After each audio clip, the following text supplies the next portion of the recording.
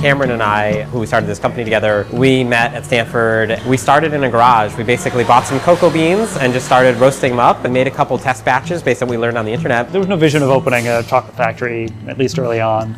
We were just making chocolate, having fun making it. And we showed it to some friends and family, and they said, this is amazing, I've never had anything like this. Most chocolate is industrial chocolate. It means it's made by a few giant companies. They're all about getting the least expensive beans possible, generally from Africa, sometimes with questionable labor practices. They can over roast them, so they're sort of a little more burnt and they all taste the same, kind of like with coffee. And then when you have that, then you can add a lot of things to it to cover over that flavor. We kind of take the opposite approach, where we like to get amazingly good beans, and then with our tasting bars, we keep the sugar exactly the same. So it's 70%, that's 70% beans, 30% sugar, nothing else. So when you try one bar or the other bar, the only difference you're tasting is the bean and how we handled it. We are trying to show people that chocolate is not just one taste. Like wine or coffee, different beans have these really amazing, distinct flavors that we can bring out. Basically, the sugar just makes it more palatable. It's sort of like a backdrop for the taste of the beans to come through.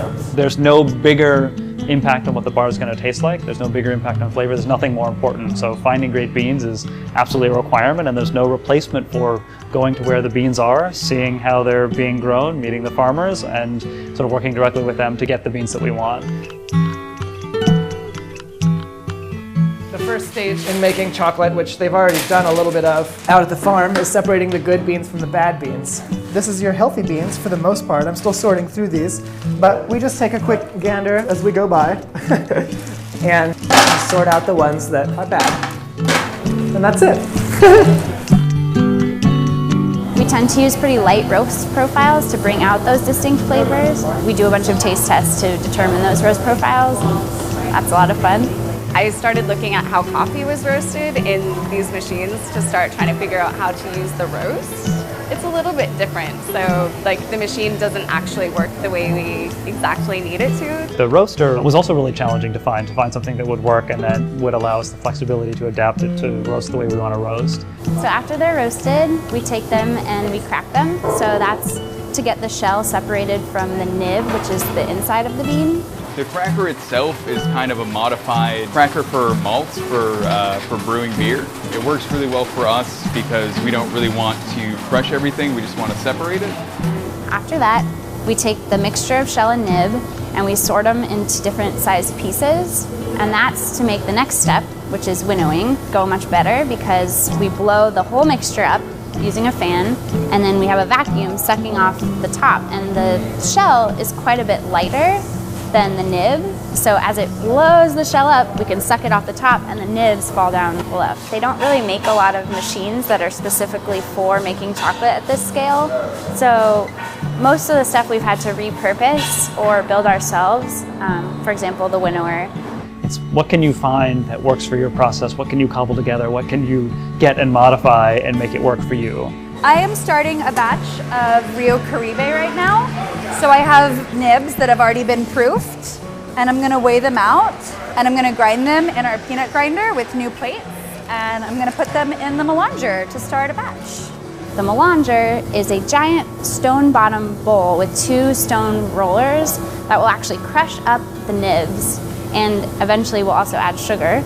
And it crushes it all up together and refines and refines and refines till it gets nice, smooth, and liquidy. And we actually measure the micron size because there's an ideal micron size for your palate to taste. When the microns are ready and it tastes right, then we can pull it off. It melanges for about 3 days.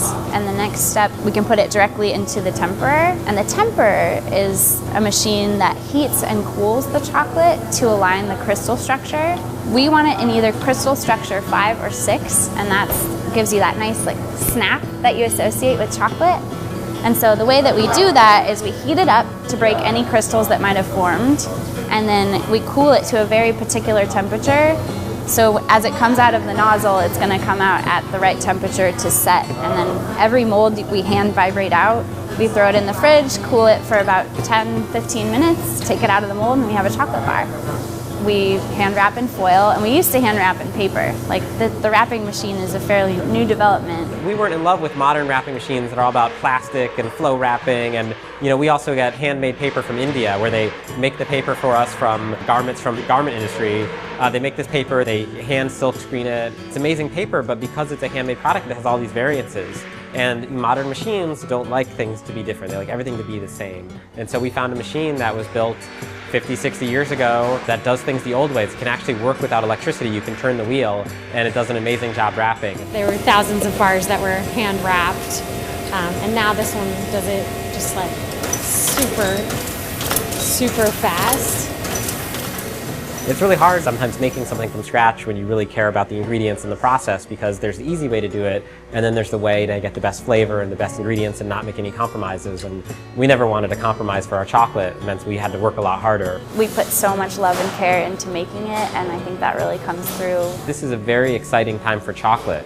What happened to coffee about 30 years ago is happening to chocolate right now. And people are starting to learn about chocolate, starting to wonder, where does the chocolate come from? Where do the beans come from? It's a bit strange that it's a flavor that's ubiquitous, everybody's familiar with it, and at the same time, even self-described chocoholics and chocophiles could know so much more about what's going on. You start, showing cocoa pods and cocoa beans and talking about fermentation, and all of a sudden people's eyes go wide and they're like, I didn't know that. I'd never seen a cocoa pod before. Is that a cocoa bean? I know everyone I've had taste it is, oh my God, this is the best thing I've ever tasted. So like getting that kind of positive feedback makes me feel like we are doing something important and that people are excited about and like want to be a part of. The public is really responding, and so it's really fun to be part of kind of a growing movement and to be doing something really interesting in that movement.